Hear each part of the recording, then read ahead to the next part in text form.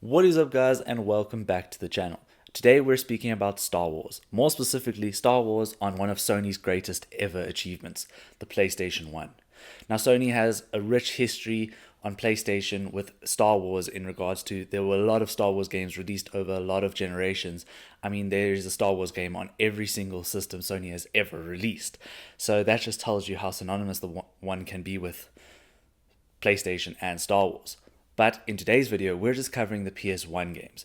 It's May, so I thought that it's Star Wars month. Let's bring Star Wars and PlayStation together because PlayStation is what the focus is on this channel and I love Star Wars. So let's bring them both together in an awesome video where I discuss all the PlayStation games that were released on all the Star Wars games that were released on PlayStation, more specifically PlayStation 1.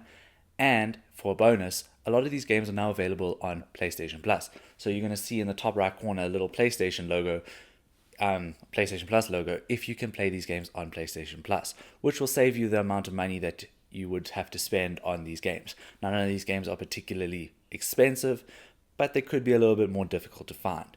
I also have the Metacritic scores and the price charting charts readily available for those who are interested in those in the bottom left corner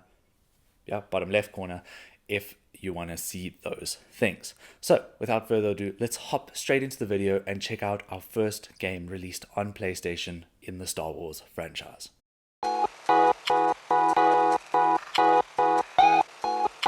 Jumping into the first one, and that is Star Wars Dark Forces. Now, Star Wars Dark Forces was originally released on the PlayStation 1, and as you're seeing here, it has recently been re-released on PlayStation 4 and 5 in a remastered version, so you can go check this out now on your modern systems and not have to purchase or track down an older copy on the PS1. Now, Dark Forces scored pretty well at a 79 on Metacritic, and if you want to buy the original game on PlayStation 1, you're going to be looking at spending about $25, which all things considered is not too bad. Star Wars Rebel Assault 2 was released in 1995 on the PS1. Now, while we don't have any information on Metacritic scores, what I can tell you is you can now play this game on your PS4 or PS5 through PlayStation Plus. So if you don't want to be spending the $12 that you would need to spend on a PS1 copy, that is a great way to experience this game. So check it out that way if you can. And if you do have any more information about this game, please let me know in the comments. Star Wars Masters of Terrace, I think I'm pronouncing that right, was released in 1997 on the PS1. If you want a copy of this game, you're going to be looking at spending about $17, and all I can really say about this game is it kind of looks like a Mortal Kombat meets Star Wars or Street Fighter meets Star Wars. If you know more about this game, please let me know in the comments. It looks so interesting. I think I need to get my hands on a copy. Star Wars Episode 1, The Phantom Menace.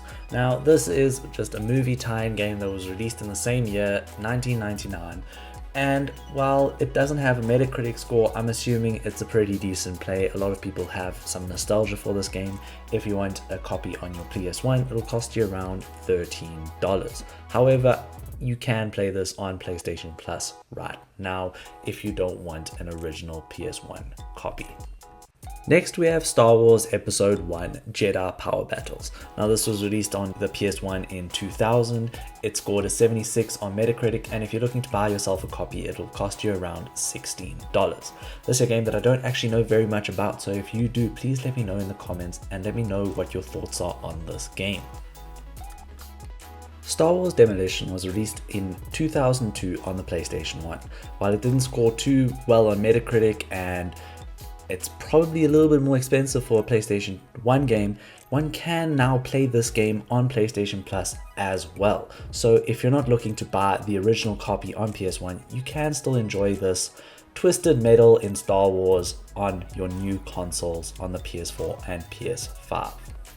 So I really hope you guys enjoyed that little video. This isn't going to be too long. I'm hoping under 4 or 5 minutes. And yeah, that's because I'm breaking up a much larger video into smaller segments.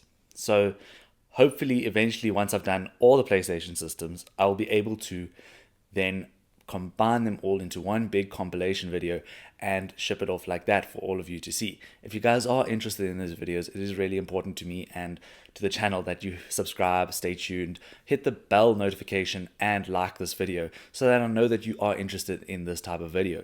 Anyways, I hope you have a fantastic weekend further and that you're enjoying some of your own Star Wars games.